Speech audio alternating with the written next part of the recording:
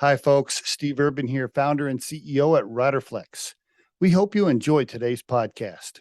And as a reminder, please subscribe to the Riderflex show for updates on new episodes.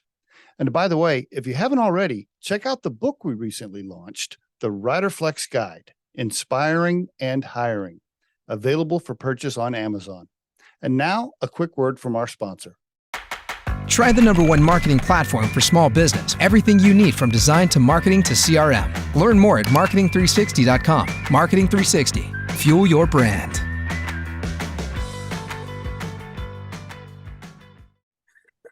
Do we either one of us need to check our hair before we roll?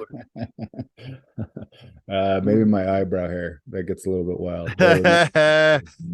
I might keep that. I'm going to keep that we won't edit that out. I got to trim mine every couple of weeks. Matter of fact, as I get older, it's ridiculous. It sucks to get old, doesn't it, Matt? It really does. I don't ever remember trimming the hair out of my ears and shit. I didn't have to do that when I was young. Those are the wild ones when you get one coming through that you've missed a few times and realize you got a hair an inch long right behind. Oh, Matt Holman on the Riderflex podcast. Matt, thank you for joining me. How are you? I'm doing great, Steve. How are you today? I'm awesome, man. You're in Utah? Yep, absolutely. In the Salt Lake Valley. Very good. Okay. Well, tell me, before we get into business, give me the Matt story, for family, mom, dad, maybe where you grew up, siblings. You want to give us some early stuff there? Absolutely. Yeah. I grew up in the Bay Area in California. Okay. Mom, dad, I have two younger sisters. Not too atypical of a story in that my parents split when I was 8. Dad was that's a tough age. That's a tough age for a split. Yeah.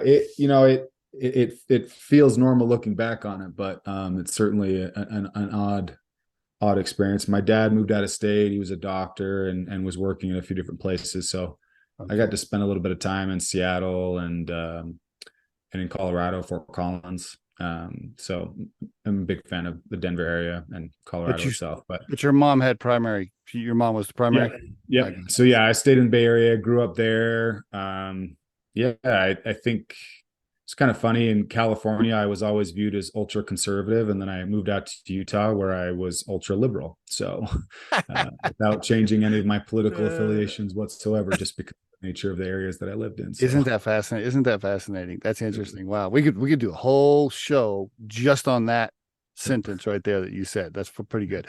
Did your mom remarry? She never did, man.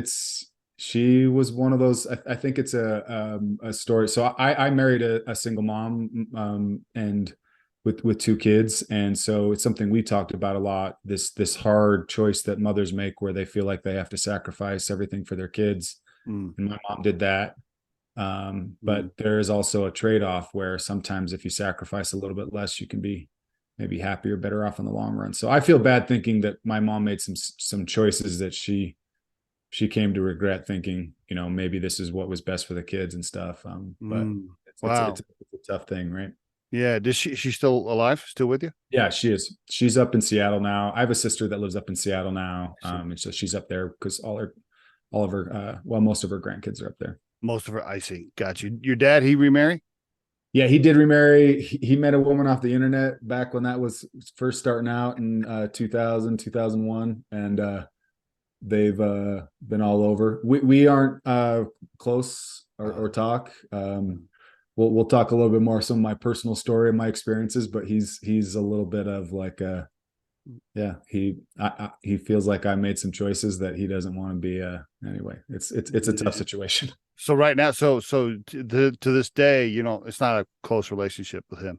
No, it's kind of one of those things where we've never, for a long time, we haven't seen eye to eye. And at the end of the day, for me, it was easier to set a boundary of let's just not communicate instead of trying to pull this thing out every so often and get everybody upset and bring out all the feels and stuff. And yeah, gotcha. Okay.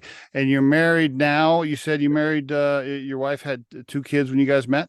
Yeah. So I got married 2 years ago. My wife's name is Jordan. She's amazing. And so she has 2 kids. So I'm stepdad to a 10-year-old and a 12-year-old.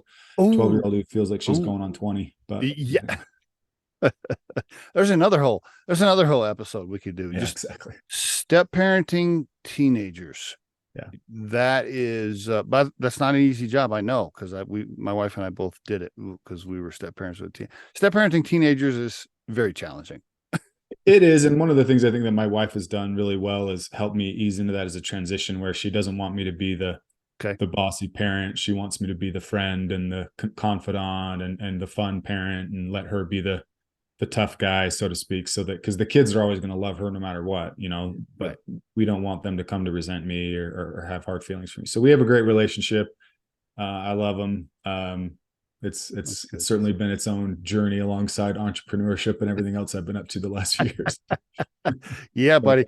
Yeah. Step parenting, 12-year-olds, entrepreneur. Yeah. You like challenges. I hope you end up doing better than I did. All of our kids we're fairly close to all of our kids now. They're all grown. But my wife had 2 and I had 2. Okay. And yeah, her kids didn't like me most of the way through. I mean, now we have a pretty good relationship, but yeah, it's good that you're setting up for let her be the heavy hand. See, the problem though with that strategy is, if she's not being heavy-handed enough and you disagree, then it's like you're a fly on the wall in my house. That's something, I mean, I try to be involved. Like, it's not like I'm not telling them to pick up their dishes or clean their room ever. It is just trying to make choices about when you choose to lay the law down, and also, like, what's really important. And I try to follow my wife's parenting strategy, because they are her kids. She cares more about them feeling loved and supported than she cares about them doing every little thing that we think they should do. So that's taken a little bit of adjusting, because I was raised a little bit differently than that, but it's certainly, I think it is the better way. But yeah, you're right. Yeah. There are a few times where I'm like, you know what, this kid just needs to be on top for a while. No, nothing.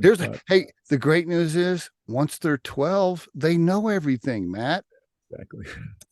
Oh my goodness, that kid. Oh man. Okay.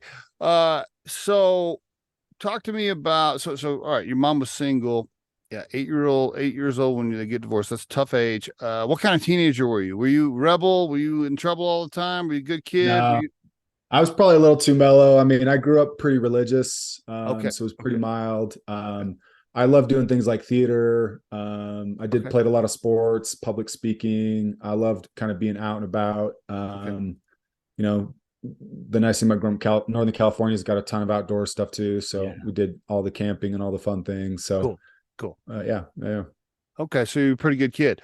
All right. Never gotten any major trouble or anything when you were younger. All right. How about drugs, alcohol, just the normal teenager stuff, or like super, like in church 3 times a week, never touched alcohol? What was give me the. A little closer to the latter. Church once or twice a week, no alcohol, no drugs. Wow. Came out to Utah to a religious school called BYU, or Brigham Young University. Yeah. And then my whole life kind of started to go a little sideways. So.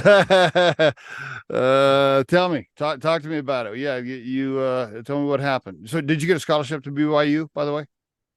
No, I mean, I had really good test scores and stuff. So, but not a scholarship. Yeah, I mean, this obviously could be an entire topic, and a lot of it's kind of pretty sensitive stuff, but there was quite a few things that happened with my own life on, I think, not asking for help, not knowing how to make better choices. I think some of the repression or being in a really tight, controlled society, started to kind of wear on me. I was really depressed. I think a lot of the stuff I had kind of swept under the rug as a teenager, you just ignore because you feel like everybody's dealing with this stuff. But for me, I got into quite a bit of trouble actually when I was in college. And yeah, that's, I mean, ultimately one of the things why my dad and I started to have some friction. Part of that was because I was accused of some things that were untrue. I did some things that were true. And went to prison. And so, my dad we could never quite see eye to eye on the explanation on what I did do or not do, and what the police was telling him. He believed a lot of that. So it made things a little bit complicated on that front, but yeah, I ended up in prison at 22. Oof. So I don't know how much you're comfortable sharing, but so 22, now that's towards, so that wasn't when you first went to college. So when you first went to No, college, I mean, I got kicked out of school when I was 20. And so I was fighting the case and a few things I for see, about 2 years and then I was see, sentenced. So I that's see, part I of time see, where that I process is. see. Were you like a And I was sophomore? I graduated high school. The day I turned 19 was the day I graduated high school. So I was a little bit old for my Oh, I firefighter. see. Okay. All right. Well, talk to me. What did you rob a bank? What'd you do? Yeah, actually, I did rob a bank. Are you serious? I just guessed. I'm serious. You guessed it right on the nose. Wow, I was just guessing. Okay. So yeah, we could do a whole episode on this. Did you start hanging out with the wrong? Tell me how No, that the context is that I was accused of sexual assault while I was at school, which was not true, okay even remotely. But I got kicked out of school over it. for that. Okay. Yeah, my dad believed the police, and they were telling him that there was all this evidence and stuff, and which was not true. Was it this is a girlfriend that's pissed off because you broke up with her or something? Honestly, it's part of the hard thing of like trying to, and I try to be sensitive to that because I know there are a lot of victims of sexual assault Sure, and it's a real sure. thing and a real problem. Yeah.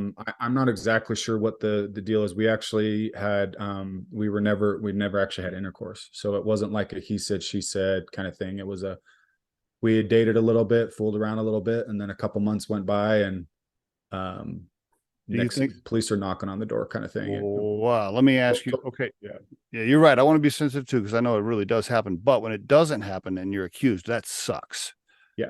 And I don't like. I feel terrible for the women that this stuff happens to. But I've also interviewed enough men that are falsely accused, and I feel terrible for them too.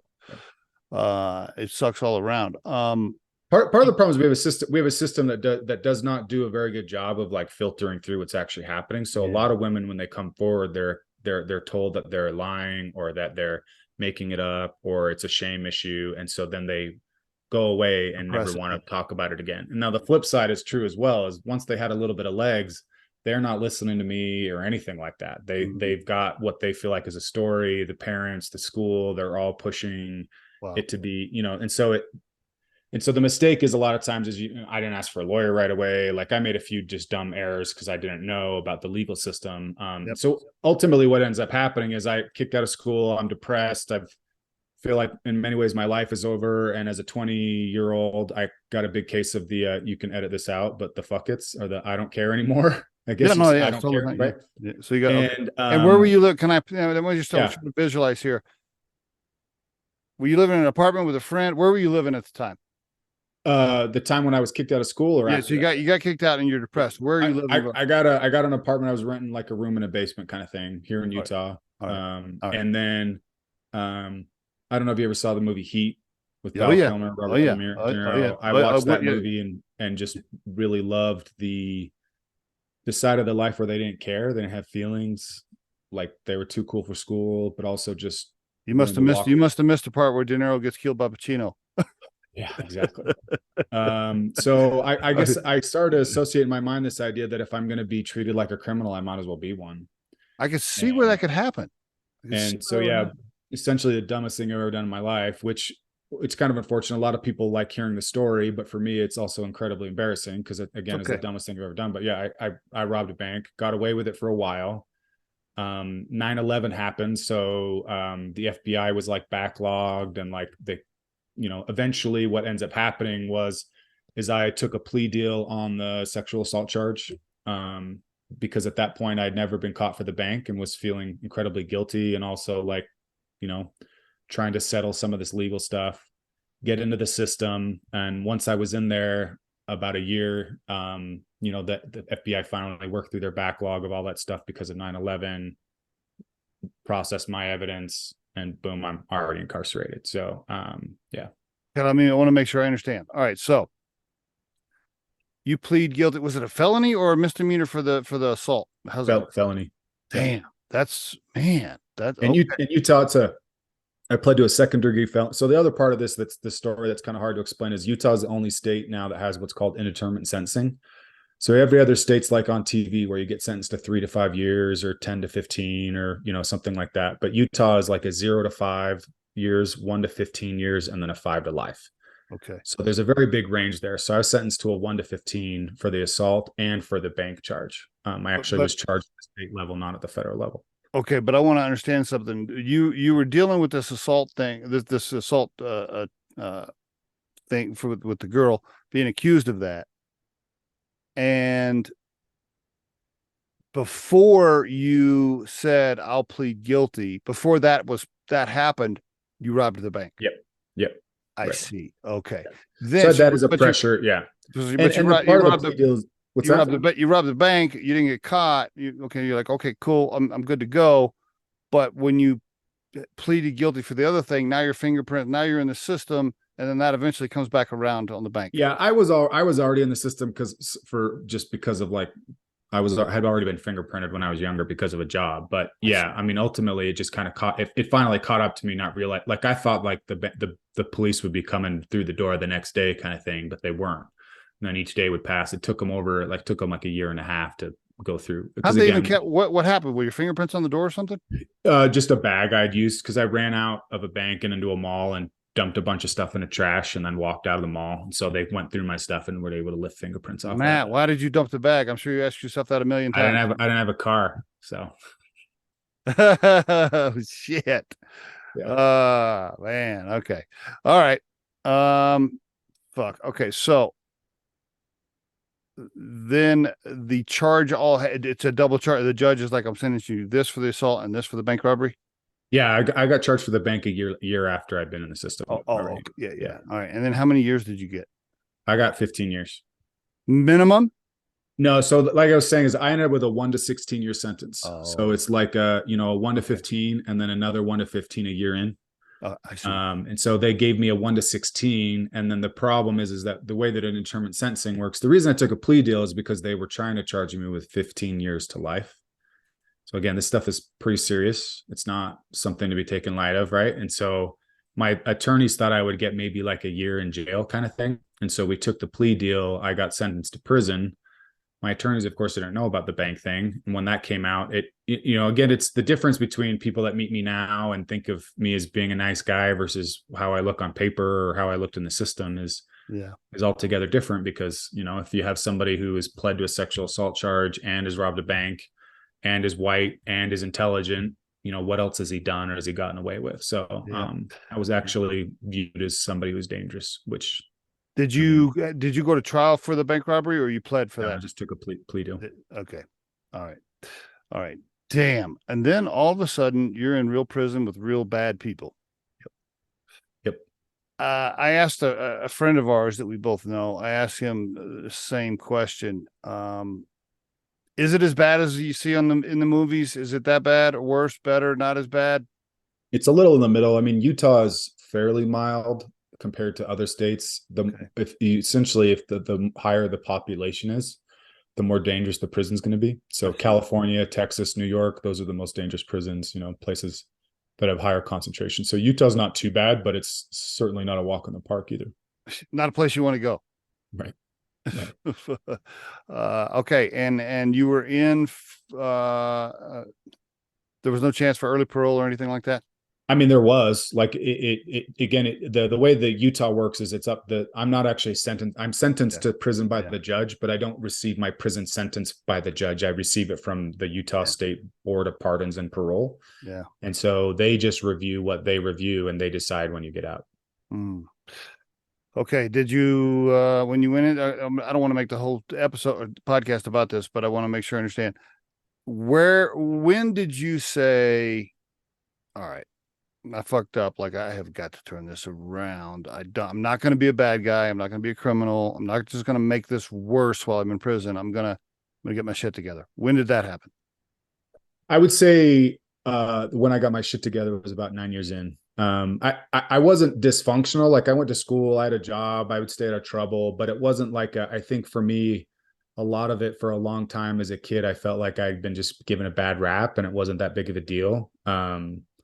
So I'm sure I could have been let out earlier than that and I would have been fine and not done anything again or gone back or anything. But about 9 years in, I had a really powerful experience that kind of changed the trajectory of my life. Tell me, what happened? Yeah. So about 9 years in, one day I woke up, it was kind of this fluke accident. I couldn't lift my arm up past past my shoulder, past the 90. I couldn't lift it up. There's a big pain in my rotator cuff. The medical system in prison, as you could imagine, isn't really that receptive. They just prescribe ibuprofen to you and stay off it, so to speak. So it was hurting me pretty bad. And we had this volunteer that was coming in from the outside that would work in the prison library, and she would also teach yoga classes every other week. And I had a couple of buddies that went to that. And when I was talking about my shoulder, a buddy invited me to come to this yoga class. And so I started going, and if you can imagine for a moment, a very wonderful, nice, older woman who's been doing yoga her whole life is teaching a bunch of guys who are in there from drug charges all the way to murder, that are all varying degrees of life and size and athletic ability. And we're all just doing yoga. And she would try to teach us meditation and stuff, but we were like, I'm just here for downward dog saved my shoulder. It fixed it in a few weeks. Like I felt right as rain. And so I kept going. And then after about a year of doing that, she gave me, this instructor, her name's Toby. She gave me a book called The Yoga Sutras by Reverend Yaganath. And I didn't read all of it, but the beginning has this meditation technique it tries to teach you, where you meditate and you start asking yourself to check in. Where are you physically, spiritually, mentally, emotionally? And when I did that exercise, I found nothing on all of them. I was out of shape. I hadn't challenged myself mentally in a long time. My relationships with people on the outside had been suffering. I was very much insulated and with my own clique and friends, and had zero spirituality or anything like that. And I think that I know that moment was where I started to take a lot of change and ownership of my life. I switched the job I had in prison to something more challenging and something that would get me a job when I got out. Committed to like writing 2 letters a week to friends or family. Went to church, working out, getting therapy. Like I just started doing everything I could. Good.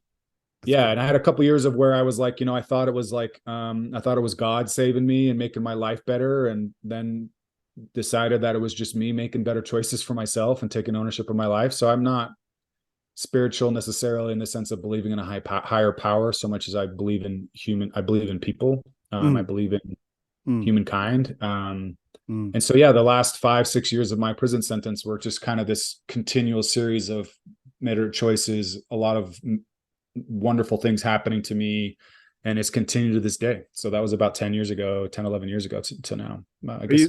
Are you constantly pressured by the bad people in prison that are trying to get you to do bad things, and you're trying to, so you start slowly moving away from them, or that's? Yes and no. It's not like, when you were kids, you're in that DARE program and they make it sound like people are just going to walk up to you on the street and offer you drugs. Like life isn't really like that. And even prison isn't necessarily like that. But life is about small choices. It's about, do you want to not say hello to this person because they're, your friends have labeled them as no good? Are you willing to smuggle something for somebody because, it's like just little choices like that. So while I can't say I was a saint by any means, like I wasn't doing anything like ridiculous. Okay. But the same time, it's like, would you steal some nicer foods to share with your friends in prison? Like, it's like choices like that. So probably technically it's illegal, but I would think that most people in that situation make that choice. Not that, that sounds a lot like a justification, but that's the kind of stuff that okay. I was involved with for the most part. Very good. What were you going to school for and learning? Business. They had some business classes there. Okay. So, yeah. Okay, very good. And no relationship with a woman during that whole. I guess you didn't have any girlfriend. You weren't previously married. Didn't have a girlfriend. None of that. None of I that. never had a girlfriend longer than a couple of months before I went in. Wow. I got to ask you this. We can cut this out if you want to, but I want to ask you this question. If my wife's going to kill me for saying it. If I go for like 3 weeks without being with my wife, I start getting antsy. Sure. How do you, that many years? I don't know how, when I hear about guys like the stories, I'm like, I just don't know how you do that. Did you have conjugal visits, or how do you do that? How do you do that, Matt? How do you get honestly, at first the lack of sex or physical intimacy is obviously pretty powerful. And there are some people that there are ways to do that with other men. Right.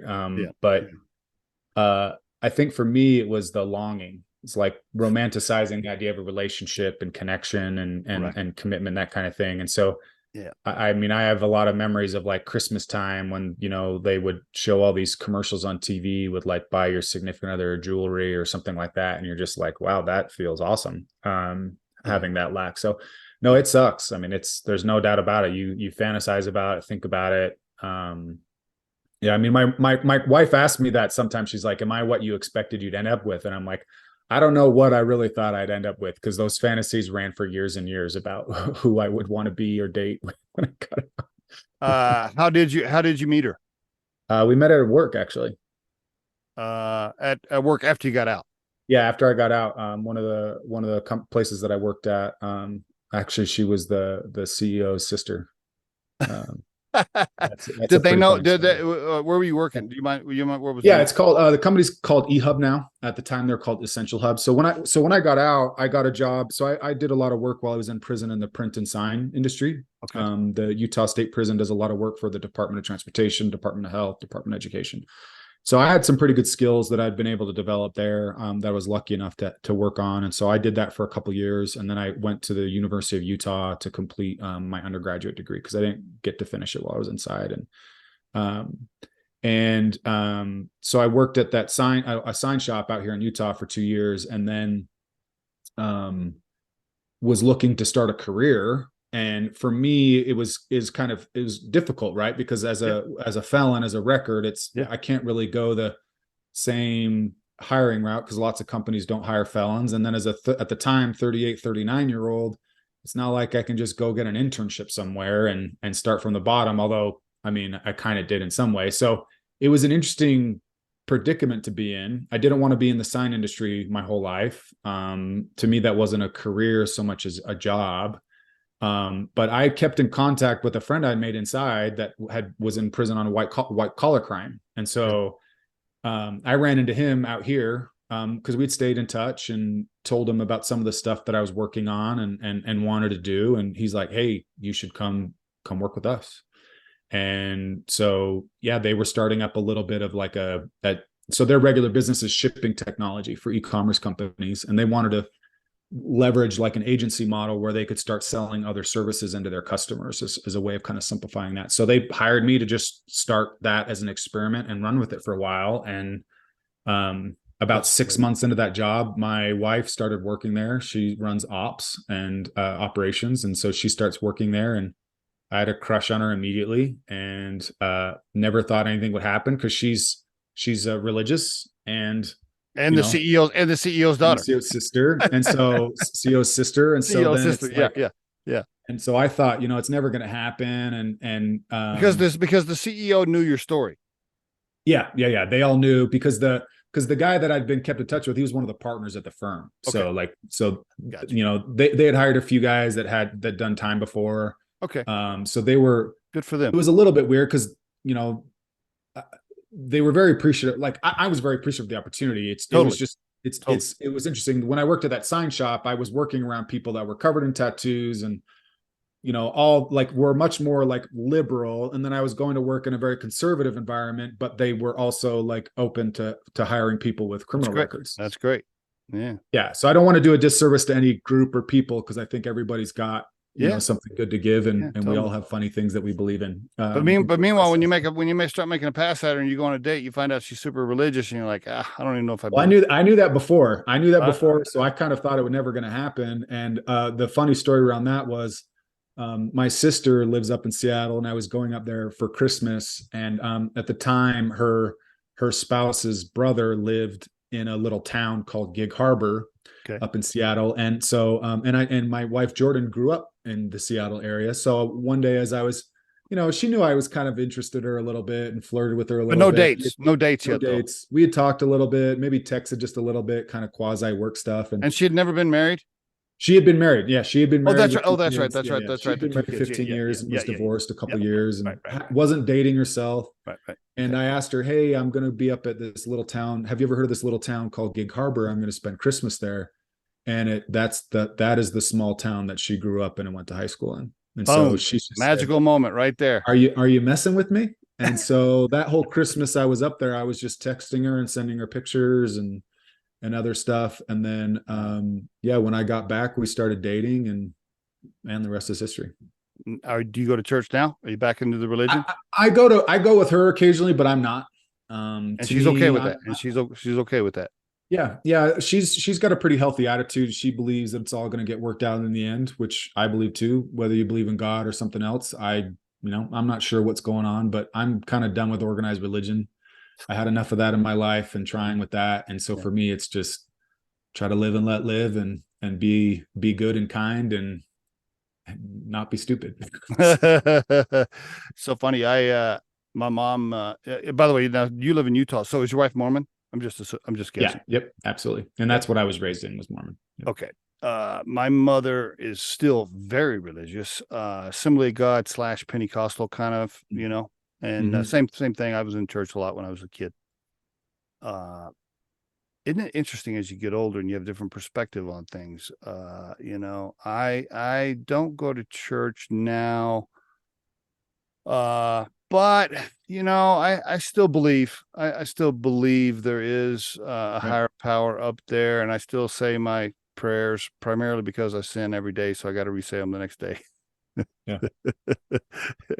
No, I mean, honestly, I was atheist for a little while, but now my attitude is I'm not sure what's going on. I think that there's stuff going on that it's hard, that I don't understand and can't explain. And agreed. But I think that there is something out there that wants to connect with all of us. And so that's why I think that there's so many different religions and beliefs, is because when we open our heart or mind to something above ourselves, something responds. And I'm not sure organized religion gets any of that quite right, but I'm in total agreement. Yeah, total agreement. Okay, very good. So, wow. So thank God for the relationships that you had, when you were incarcerated, and friends that helped get you in the door, and bless them for helping you. Right. I mean, I really appreciate people like that will reach out and help and give folks a second chance. I mean, man, kudos to them for it's funny. Our criminal justice system in many ways doesn't want to foster that kind of networking, because it's also indicative sometimes of criminal behavior. Like if you're hanging out with a bunch of guys that are getting high, you're going to get high too. But the irony of that, as I've been out and helped other people transition out, I have to explain to them that this is how you get a job. It's through networking relationships. That's how the real world works, regardless of whether you have a felony or not. So you can either get on board with the program or go, kick against the pricks, they say, and go beat your head against the wall trying to just submit resume after resume and job application after job application. So many jobs are won over through networking relationships. It's so important, no matter what environment you're in. Yeah, that is so good. Okay, I really appreciate you, Matt, sharing that personal story. I want to get into some of the things you're doing now professionally, but let me ask you this: are you guys going to have kids together, or she's like, nah, I'm done with that? Probably not. I mean, I'm 43. She's 42 now, or going to be 42 soon. Okay.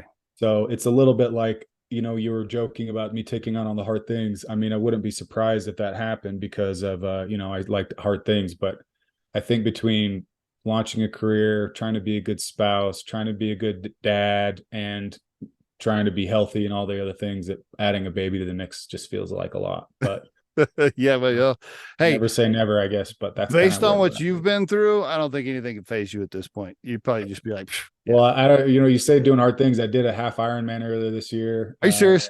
Yeah. So I have a hard time saying no to stuff, I guess, but it's also just like, I like experiencing things, and I like helping people and helping things. That's a big part of who I am now. When people complain about the little things they're going through in life now, and you're talking to them, or do you sometimes you just have to be like, bro, you have no idea, like whatever it is you think you're going, it's nothing. I mean, maybe maybe it's more like, it's actually comes up with the kids more often, when one of my kids is like, they've been eating ice cream and seen a movie and played video games, and then you ask them to go clear their plate and they fall to the ground and they say this is the worst day ever. Those are the times when I think, kid, you have no idea. But I will actually share an experience with you. One of the things that happened to me in prison that kind of crystallized an attitude for me was, when I was first arrested, I went to jail for about a week, and that week felt like the longest week of my life. It Yeah. felt incredibly long. Hmm. And then when you're in prison, you meet these guys who have been done 10, 20, 30 years when you're like 6 months in, and you just think how it's impossible. Like, Yeah. so when I said 15 years, everybody's reaction is like, that is so long. I don't know if I could do it. But what ended up happening was I started to realize that it doesn't matter if you're doing 20 years or 20 days. It feels incredibly long because you're in a really horrible situation. Yes, that you put yourself in there largely, right? But so for me, a lot of times now, it's given me a lot of perspective where when other people are complaining about their problems, I don't think about how that isn't really a problem. I just think that, wow, that must be hard for you, because there's other things that I'm dealing with that are not hard for you. Like, some kids or I mean, I shouldn't say parenting's hard for everybody, but there's work-life balance, there's other jobs, there's health, and all these things that we're all trying to find some kind of balance in.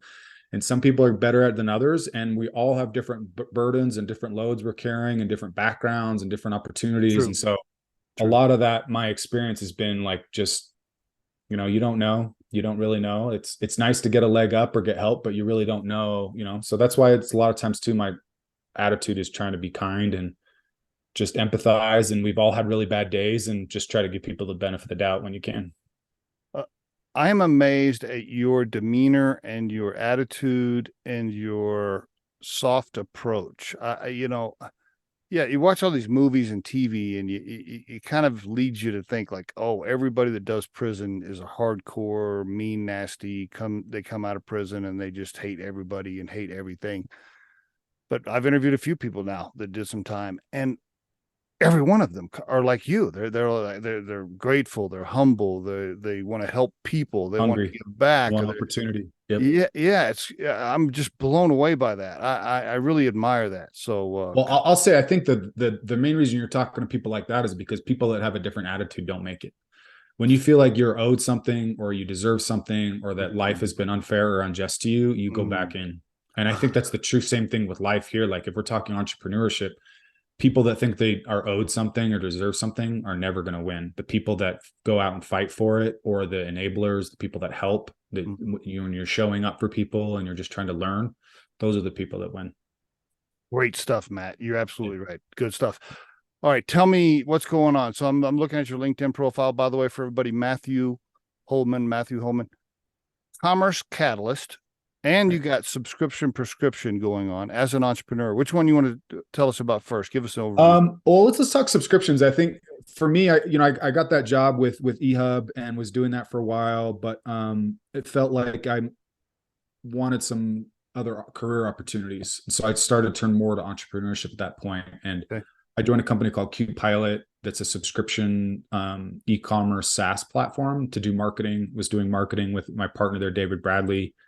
And he was a great enabler of me, and loved and believed in my story and wanted to be a part of his story. And so I was doing subscriptions for a while and doing the B2B marketing stuff, which I'm good at. But in many ways, what I started to find that I was really good at was the community angle, which is helping people, creating content, fostering networking. That's where my real gift is as an entrepreneur, as a career, right? And so I started doing some meetups, organizing some stuff for marketing, and then I did more with e-commerce. And so Commerce Catalyst is a group that I run here locally in Utah. We've got members from kind of all over too, but we've got a Slack group with about 600 people in it. Great. I do monthly micro events, like lunch and learn stuff, where I'll put some speakers or a panel together, and I'll get a sponsor to buy lunch. And actually on September 6th, of 2023, we're doing a full day e-commerce conference. Be a few hundred people there. It's going to be really fun. And then subscription prescription is kind of the evolution of the work I did at QPilot, which is creating content and basically helping brands figure out how to grow. So we have 250 customers at QPilot, and we have all this data, and we started just compiling that, and we were talking to all our customers and figuring out what they were all doing to grow, because we could see who's growing and who's not. And so we started creating content for everybody along that kind of angle. And so whether it doesn't matter what platform you're on or who your software partner is, you're still trying to figure out how to get more subscribers. And so subscription prescriptions. Like I've been doing a newsletter there for about a year and a half now. We're going to launch a podcast soon. Good. Community and stuff there too. So yeah, a lot going on. All right. I want to start asking you questions first about subscription prescription. Sure. Tell me if I get this wrong. So what you got my attention there, Riderflex, but beyond our podcast, you probably know, because I'm sure you did homework on me and us before this deal. Right. You probably know that our day job is a recruiting and staffing firm. That's how we pay the bills, right? That's our day job. I'm always complaining to my partner that we put out more freaking content than any freaking recruiting firm in the state of Colorado, and much more than a lot of them across the country. We put out a shit ton of content, including the podcast. I need somebody like Subscription Prescription to teach us how to leverage that content by getting more subscribers. We're great at pumping out the content. We're not great at getting more subscribers. Is that what you guys do? Is that what you podcast, or subscribers to Riderflex itself? And the social media channels. I guess when I say subscribers, I mean followers on any of the social media channels and the podcast. Yeah. Is that what you do? Is that my understanding of what you do at kind of, or no? I mean, that's what I do to promote the group, but the end result of the group is focused on e-commerce subscriptions. So like you're selling pet food or CBD or something like that. Okay. Those types of subscriptions. However, a lot of the other work and often conversations and sometimes consulting I do is for brands to figure out this, like SaaS platforms and service providers, how to drive subscribers, because a lot of the principles transfer or are very similar. With the content side, the hardest part of content is the distribution, I think, not the, and I mean by getting listeners or getting followers. So I think where a lot of the success is in content creation is creating a process where you're actually testing different forms or different types of content. Yeah. To try to, so like if you're doing a podcast, can you change up the interview style, or can you start clipping a little bit differently to see if certain types of clips and certain types of quotes get you more engagement? Yeah, we're not testing any of that stuff. I mean, we're not testing it. Hell, I barely have time to record it and put it out. Yeah, that's usually where some of my advice is. And then I think at the end of the day too, it's like understanding what's driving revenue for your business. So if the content is in the marketing speak, like a good top of funnel activity where people are first introduced to Riderflex and they hear about some of the things you care about, like the fact that you're interviewing me, if somebody doesn't like felons, they're going to be real turned off and maybe not listen to your podcast anymore. Well, maybe that's not your ideal customer anyway. You want people that are, right. So the idea is you're trying to create content so that people get a view of kind of what you do. And then after that, it's about remarketing and finding other ways to engage with them, whether that's a community, whether that's additional services or options people can opt into, until ultimately they get down to the core of kind of what your offering is. So it's a service business then, as a consultant, subscription prescription. Yeah. Is that what it is? Okay. All right. Very good. Absolutely. And that's you offering your service personally to any client that wants to call. Right. Yeah. I do a lot of free consults with people. Like I'll do 30-minute free consult. Okay. We're launching a paid community where people can be a part of that to get access to resources and stuff too. But yeah. And then we do paid consulting as well, in addition to all the content. Okay. Very good. And what's the website? What's the URL for that? Actually, there isn't a website yet for it. There's just a sign up page, which is a really long URL that I can't get. I'll give you you can include the links, but otherwise you can go to my LinkedIn. All the links for everything are on my LinkedIn profile. Now, your Commerce Catalyst and your get-togethers there and your meetings and so forth, obviously you're reminding the audience and the people attending that, hey, by the way, I have this service. Exactly. Yeah.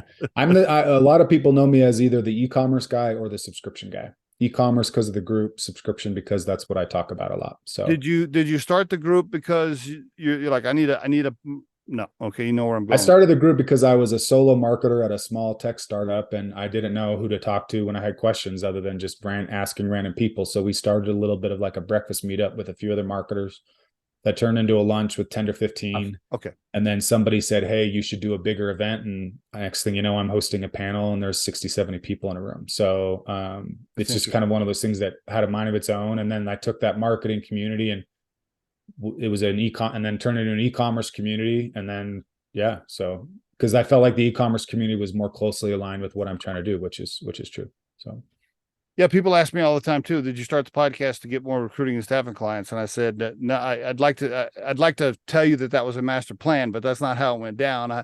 We do get clients because of the podcast marketing now, and it does help, but that's not why it was why or how it was started in the beginning. Is Commerce Catalyst? Do you make any money off of that or no? I haven't until recently because it was kind of more of like a part-time side gig, but I am now, yes, because of the conference we're doing. Yeah, it's two parts. So there's an event structure where people are paying for tickets and also charging for sponsorships because of visibility there. So that's a pretty classic, easy to understand model.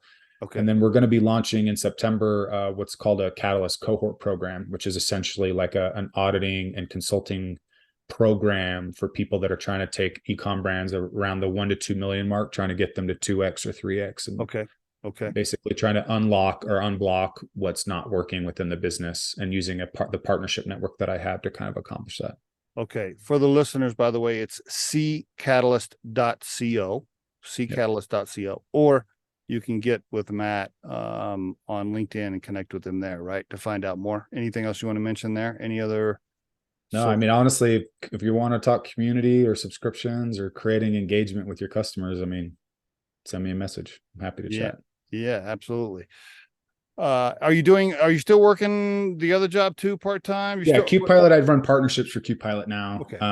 The idea is there again with a lot of the work that I do, the companies I meet, the tech partners I meet, that it makes sense to still facilitate partnerships for QPilot. Okay. And you may have told me this before. Oh, so your wife still works for eHub, her brother? Yeah, the CEO. Yep, gotcha. Okay, very good. All right, my friend. And somehow you're going to the gym and getting ready for. I was the last 2 months since the race, I haven't been very active, but yeah, taking on too much. I'm doing volunteer work. I try to help people that are formerly incarcerated as much as I can. Oh, okay. There's some programs here. My life is a story of taking on too much and then scaling back a little bit, and then taking on too much and scaling back a little bit. But final piece. Do you want to give a little summary, 2 or 3 little summary pieces of advice to anybody listening coming out of the system right now, about to walk into regular life after being incarcerated for a little bit? Anything you want to tell them? Yeah, absolutely. I'd say a couple things. I think the real key to success is finding a goal or a dream that you really want to believe in. And I don't care how unrealistic it might seem. I've got a buddy in Colorado who's studying to be an astrophysicist that has is formerly incarcerated.